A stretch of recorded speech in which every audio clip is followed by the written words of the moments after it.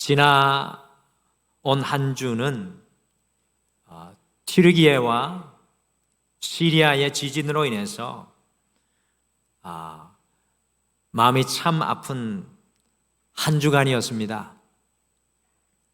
전쟁 중인 우크라이나와 참혹한 지진 피해국인 튀르기예와 시리아의 사람들이 겪어 나가야 할 이 겨울에 이 삶의 무게가 얼마나 무거울지 생각하면 가슴이 먹먹함을 느껴집니다. 비단 전쟁과 지진 피해뿐만 아니라 지금 우리가 살아가는 삶의 현장들도 녹록하지 않고 인생의 큰 어려움 가운데 걸어가시는 아마 우리 성도님들도 있으실 것입니다. 어떤 분들은 건강의 어려움으로, 또 어떤 분들은 경제적인 어려움으로, 또 어떤 분들은 심적인 어려움으로, 관계적인 어려움으로 인생의 어두운 터널을 지나가고 계신 분들도 있으실 것입니다. 그래서 오늘은 우리가 이 예배를 드리면서 앞뒤 좌우분들과 함께 서로를 바라보면서 이렇게 축복하시며 인사해 주었으면 좋겠습니다. 이렇게 인사하시죠. 주님 안에 함께 이겨나가시죠 라고 같이 인사하겠습니다. 주님 안에 함께 이겨나가시죠. 주님 안에 함께 이겨나가시죠. 우리 화면을 보면서 손을 흔들며 주님 안에 함께 이겨나가시죠. 아멘. 저는 요즘에 일어나는 인간의 무분별한 성장과 이 발전, 욕심으로 일어나는 자연재해를 보면서 인류가 성장해서 성숙으로 돌아서야 할 중요한 기로에 우리 모두가 서 있다고 생각합니다. 영어로 growth, 성장이라는 말과 maturity, 성숙이라는 말은 한국말로 비슷한 것 같지만 그 의미는 많이 다릅니다. 성장은 외적인 면에 초점이 맞춰져 있는 것이고요. 이 성숙은 이 내면적인 면에 초점이 맞추어져 있는 것입니다. 시인 박노해 선생님이 다음과 같은 짧은 글을 썼습니다. 아이들은 무럭무럭 자라고 성장해야 한다. 하지만 성인이 되었어도 키가 멈추지 않고 계속 자란다면 병원부터 데려가 봐야 한다. 멈출 때를 모르면 성장은 죽음이다. 멈출 때를 모르면 성장은 죽음이다.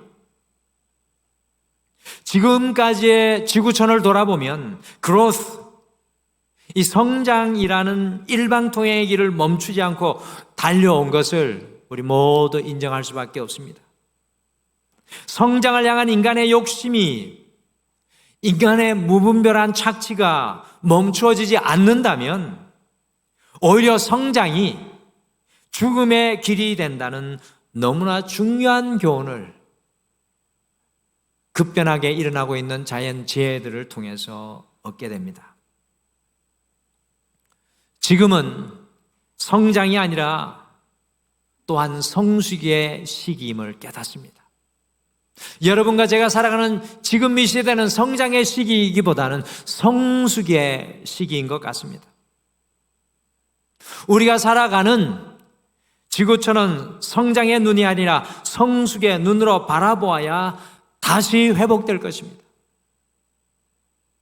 전 세계의 정치와 경제와 관계, 삶 역시도 갈등하고 경쟁하는 이 성장의 관점이 아니라 어떻게 하면 조금 더 성장할까라는 그 성장의 관점보다는 서로를 세우고 같이 걸어가는 성숙의 관점으로 바라보아야 함께 공존할 수 있는 그 시대 속에 우리가 서 있습니다.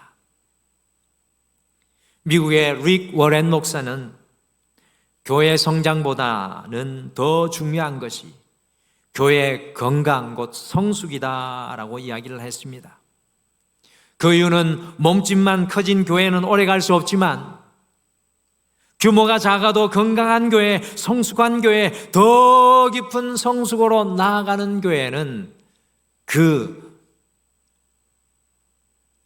내면의 깊이가 멈추지 않기 때문입니다. 코로나의 시간을 거치면서 한국의 교회들은 완전히 달라진 신앙의 국면을 대하게 되었습니다. 이제껏 저희가 경험해보지 못한 신앙의 자리에 지금 서 있습니다. 너무나도 많은 성도들이 신앙의 길에서 흔들리고 있고, 신앙은 있지만 교회에 나가지 않는 가난한 교인들이 급증하였습니다. 오늘날의 한국 교회가 200년이 채 안 되어 큰 위기에 직면해 있는 것이 사실입니다. 왜 그렇습니까? 그것은 성장만을 향해 달려온 한국 교회와 성도들이 성숙함에 이르지 못했기 때문입니다. 우리 예수님께서 이 땅에 오신 목적이 무엇입니까? 우리 예수님께서 이 땅에 오신 목적이 무엇입니까? 요한복음 10장 10절 말씀을 화면으로 같이 읽겠습니다. 같이 읽겠습니다. 시작. 내가 온 것은 양으로 생명을 얻게 하고 더 풍성히 얻게 하려는 것이라. 아멘. 우리 예수님의 음성입니다. 주님께서 이 땅에 오신 것은 우리가 풍성한 생명, 곧 성숙함을 누리게 하시기 위함입니다. 그래서 성도인 우리에게 성숙함이란 우리가 선택해야 할 사항이 아니라 필수입니다. 주님의 자녀된 우리에게는 성숙이라는 과제가, 더 성숙이라는 영적인 목표가 우리 앞에 놓여져 있습니다. 우리 등마루가 이곳에 등마루 언덕에 세워진 지 올해로 창립기념 주일이 되면 49년이 됩니다. 우리에게 필요한 것은 과연 무엇이겠습니까? 여러 가지가 많이 있겠지만 등마루에 기경되어야 할 것이 바로 성숙입니다. growth, 성장에 앞서서 우리 안에 성숙이 필요합니다. 성숙이 기경되어야 합니다. 오늘을 살아가는 여러분과 저에게 필요한 것 또한 과연 무엇이겠습니까? 주님 안에 성숙하는 것입니다. 더 깊어지고 주님 앞에 더 가까이 나아가고 우리의 신앙의 뿌리가 주님의 생명의 권원으로 더 깊이 뻗어져 나가는 것이 우리의 지금의 사명입니다. 우리 가정도 삶도 주님 안에서 성숙함이 필요합니다. 그래서 오늘 기경 우리 7번째 이 시간인 오늘은 성숙을 기경하라는 말씀을 통해서 어떻게 이번 한 주 우리가 성숙으로 기경되어야 할지, 노사도입니다. 노사도, 아주 나이가 많이 든 사도 요한의 말씀을 통해 함께 묵상하시고 적용하시겠습니다.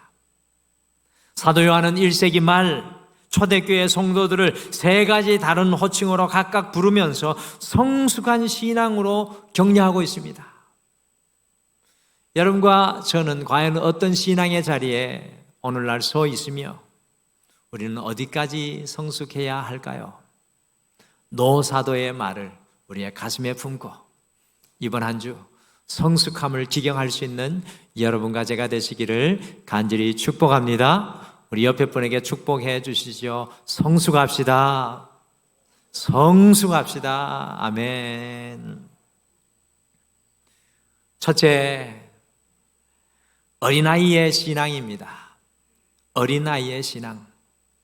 사도 요한은 요한일서 2장 12절에서 14절 사이에 자녀들아 혹은 아이들아 청년들아 아비들아라는 세 호칭을 이 12절에서 14절 사이에 번갈아 가면서 계속해서 부르고 있는데, 이것은 나이에 따라 부르는 호칭이 아니라 영적인 성숙도에 따라서 부르는 노사도 요한의 사랑이 듬뿍 담긴 호칭입니다. 아이가 나쁜 것도 아니고요, 청년이 더 좋은 것도 아니고, 아비들이 더 좋은 것, 그런 것보다는 우리 사도 요한, 이제 90이 넘은 이 사도 요한이 그의 인생 마지막 말년에 이 교회를 바라보면서 세 가지 호칭을 부르면서 그들에게 성숙을 도전하고 있습니다.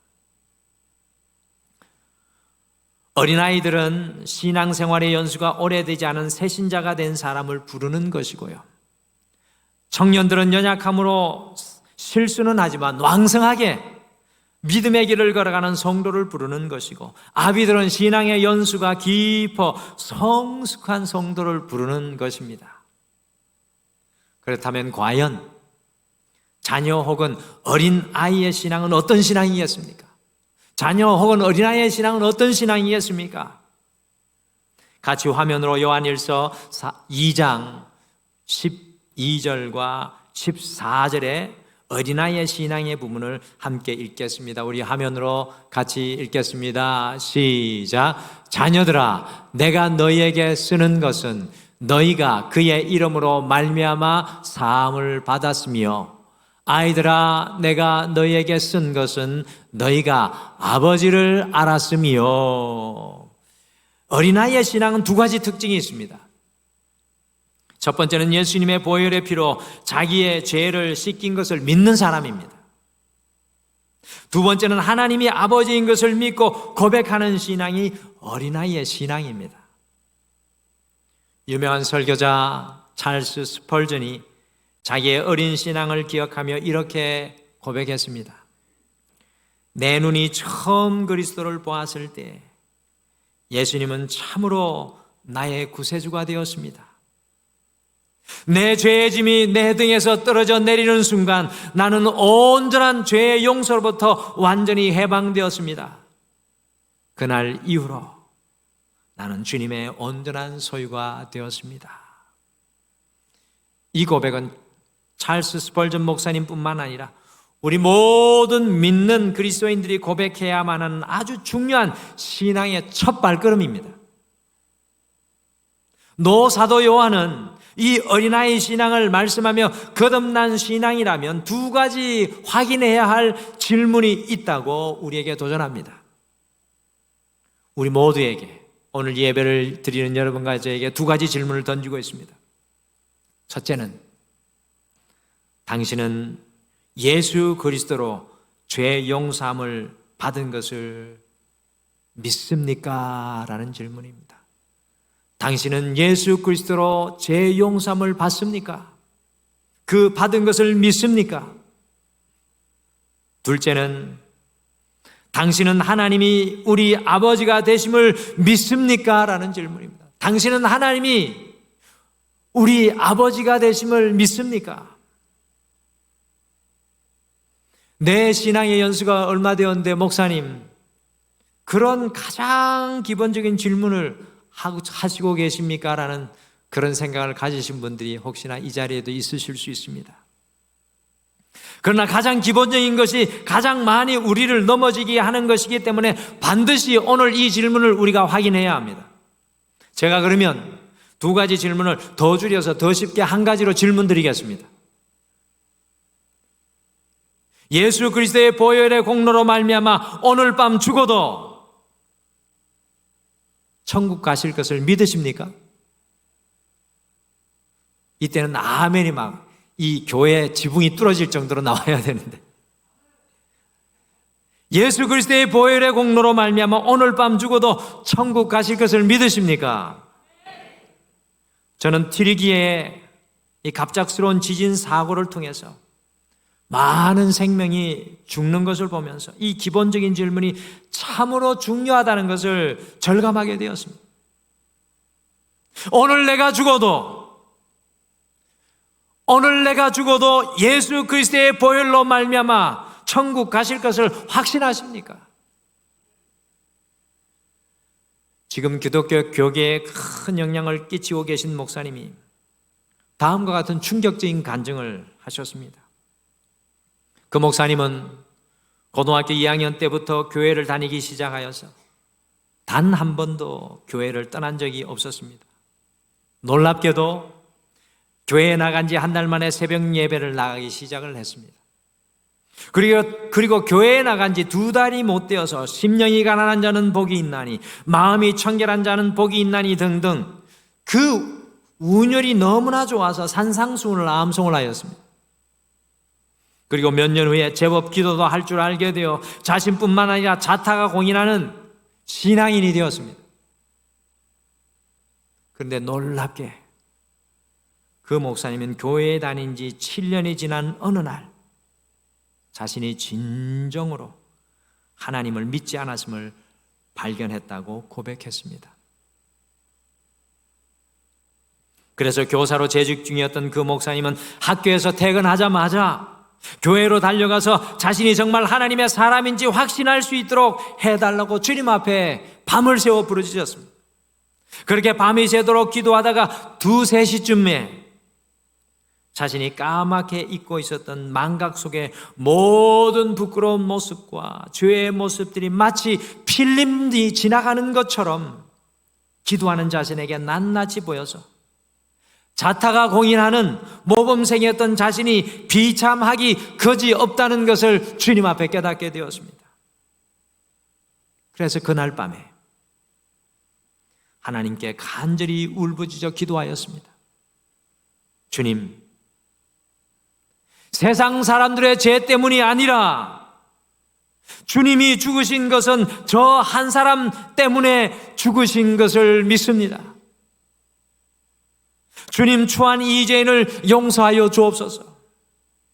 그러면 평생을 주님을 위해 살겠습니다. 그때 새벽에 고야함을 타고 자신에게 들려오는 주님의 음성이 있었습니다. 내 죄가 다 씻어졌다. 내 죄가 다 씻어졌다. 그 목사님이 고백했습니다. 그날 새벽 규대를 마치고 집으로 돌아오는 날은 가을의 코스모스가 흐드러지게 피어 있었고 그날 보았던 가을 하늘은 내가 보았던 어제의 하늘과 전혀 다른 하늘이었습니다. 내 아버지께서 지으신 하늘이었습니다. 그날 비로소 저는 아버지와 친밀한 대화를 하기 시작했습니다. 아버지, 이 꽃들이 정말 아버지께서 만드신 것이라고요? 이 맑고 푸른 하늘을 정말 하나님이 만드셨다고요? 아름다운 세상을 만드신 하나님이 정말 나의 하나님이 되신다고요? 저를 죽도록 사랑하신다고요? 와, 그것이 정말이십니까? 정말 그날로부터 하늘로부터 태어나는 중생을 새롭게 경험하게 되었다라는 고백을 했습니다. 여러분들, 여기에 중요한, 우리 앞에 놓여 있는 중요한 신앙의 관문에 대해 이야기하고 있습니다. 많은 사람들이 주일에 예배에 나와 예배할 수 있습니다. 찬양할 수 있습니다. 헌금도 할 수 있습니다. 우리는 그런 사람을 종교인이라고 부릅니다. 그러나 주님 앞에 어린아이와 같은 신앙이 되기 위해서는 우리가 새롭게 태어나는 경험이 여러분과 저에게 반드시 필요합니다. 내 의가 아니라 주님의 보혈이 인생을 새롭게 보게 하였고 그 이후로부터 하나님 아버지를 통해 자신의 삶과 인생을 보게 되었다는 것입니다. 사랑하는 성도 여러분, 신앙생활을 하면서도 이 중생을 경험하지 못하신 분들이 많이 있습니다. 진정한 복음을 경험하지 못한 분들이 많이 있습니다. 주님께서 나를 구원하여 주신 은혜, 하나님께서 정말 나의 아버지이십니다라고 고백하는 그 고백을 아직도 하지 못하는 성도님들이 있다는 것입니다. 이번 한 주 여러분과 저가 우리 모두는 다시 어린아이의 신앙의 자리로 다시 돌아가 새롭게 기용되기를 소망합니다.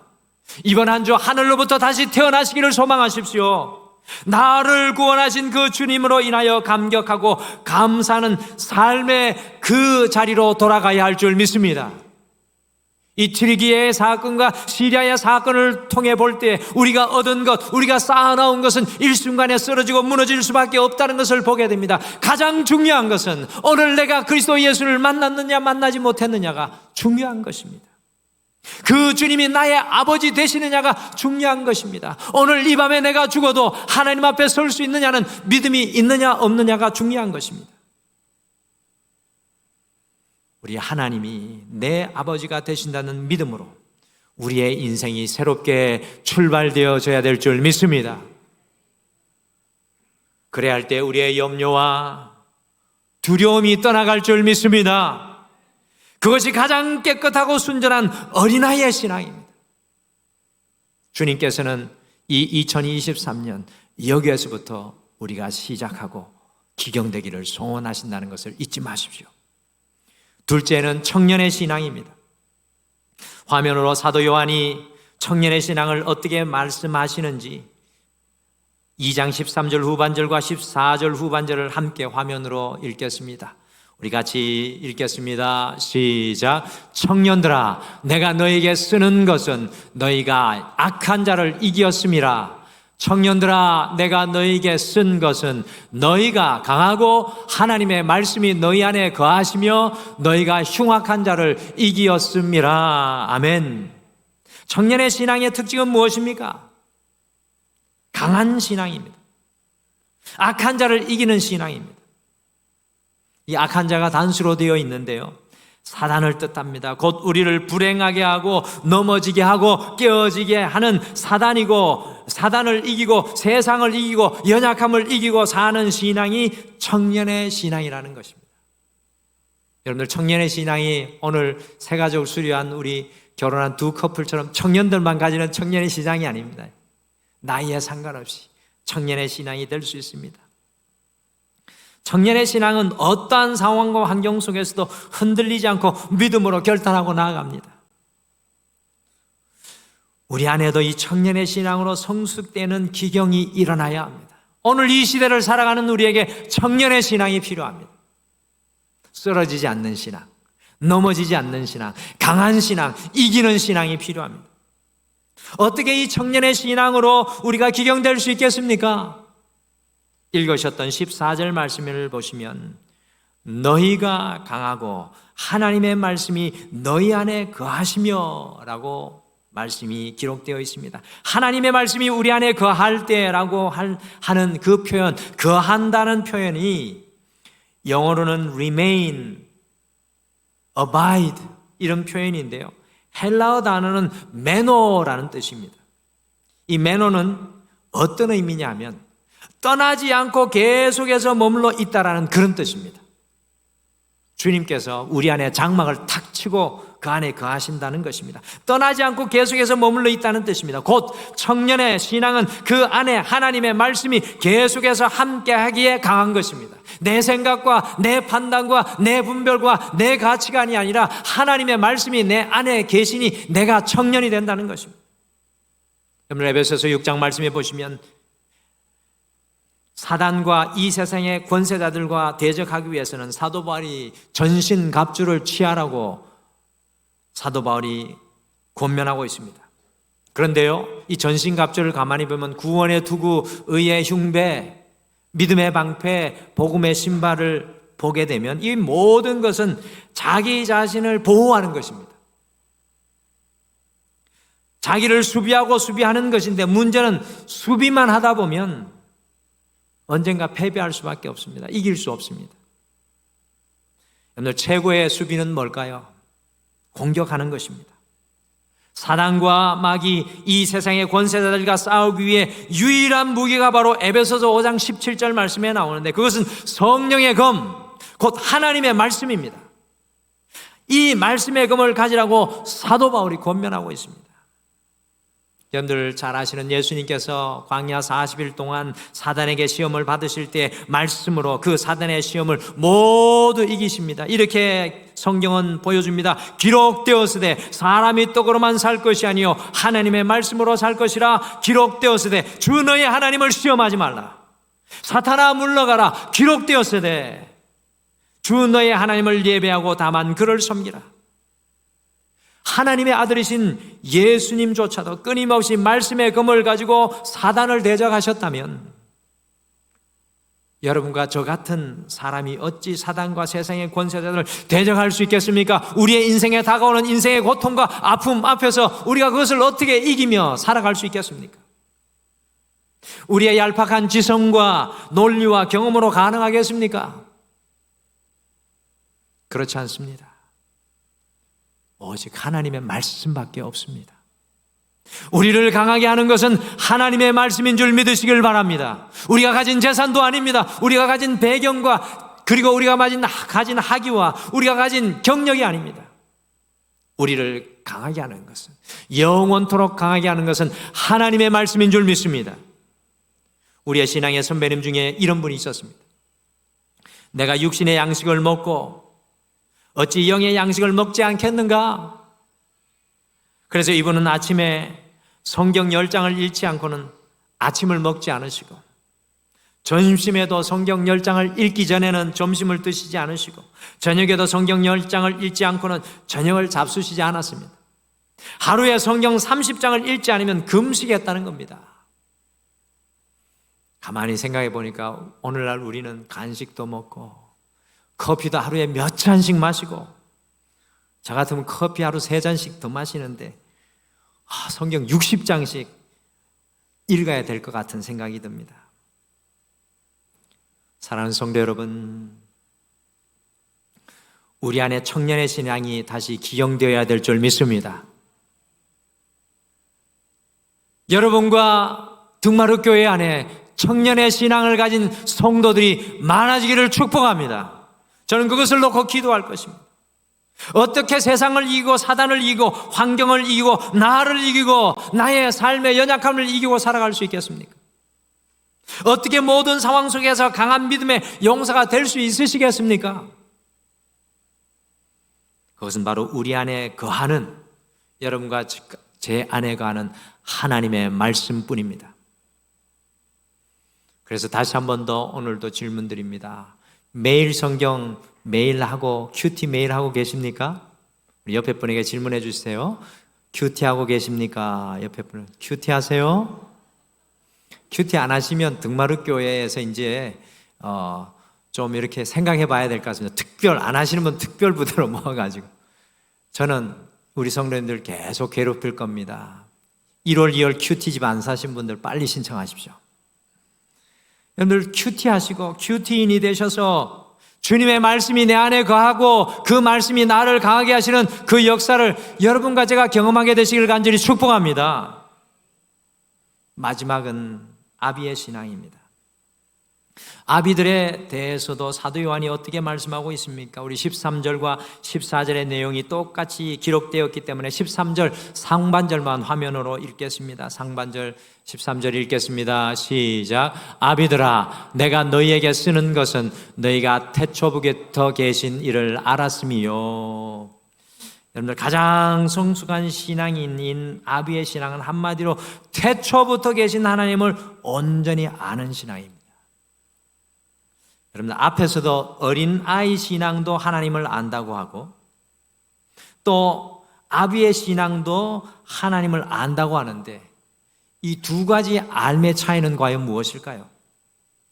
쉽습니다. 그것은 마치 2살 된 아이가 아버지를 아는 것하고 60살쯤 된 남성이 아버지를 깊이 이해하는 그 아는 것과 같은 차이입니다. 엄청난 차이죠. 2살 된 아이가 아버지를 아는 것과 60살쯤 된 남성, 인생의 모든 길, 아버지가 걸었던 모든 길을 걸었던 남성이 아버지를 이해하는 것은 완전히 다릅니다.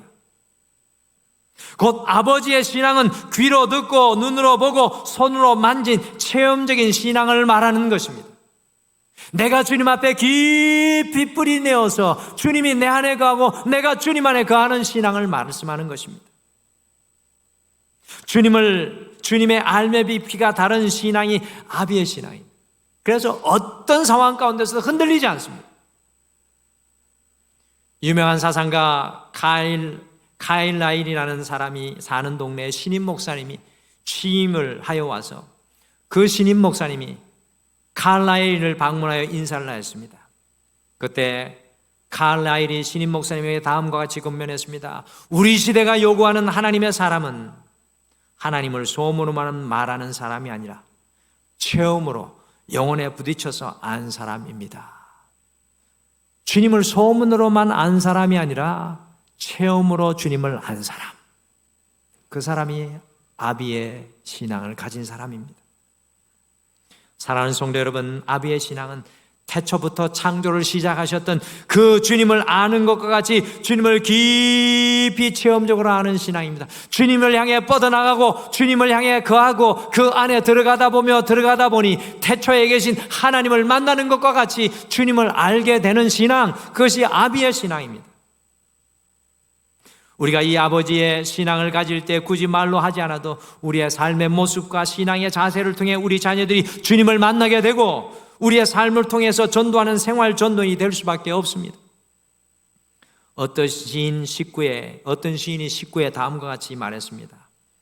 한번 따라해 보시죠. 늙지 말아야 한다. 따라해 보십시오. 늙지 말아야 한다. 성숙해야 한다. 여러분들, 우리는 늙지 말아야 합니다. 지금 매일 이 거울 보시면서 저도 이제 50대가 이제 지나가지고 우리 성도님들이 부끄럽습니다. 이 말씀. 제가 여기 올 때 40대 초반이었는데 50대가 이제 넘어서 이렇게 보면은 우리 성도님들은 우리 목사님 젊다 이렇게 하시는데 제가 볼 때는 이제 조금 이제 이렇게 나이가 들어가는 건 느낌이 듭니다. 죄송합니다. 근데 여러분, 우리 늙지 말아야 됩니다. 늙지 말고 어떻게 해야 된다고요? 따라하시죠. 성숙해야 한다. 우리 늙지 않고 아비의 신앙으로 성숙할 수 있는 여러분과 제가 되기를 간절히 축복합니다. 나이 드시면 나이 들어가면서 신앙도 늙어가는데 우리는 그렇게 하지 않기를 바랍니다. 우리의 신앙의 연수가 길어지면 길어질수록 우리가 아는 것, 주님을 향해 나아가는 믿음이 깊어지기를 바랍니다. 한국이 나온 위대한 신학자 중에 김정준 박사가 있습니다. 그분은 젊은 시절에 마산 요양소에서 폐결핵 말기로 죽어가던 중에 그와 함께 죽어가던 사람을 위해 장례를 치르고 도와주었습니다.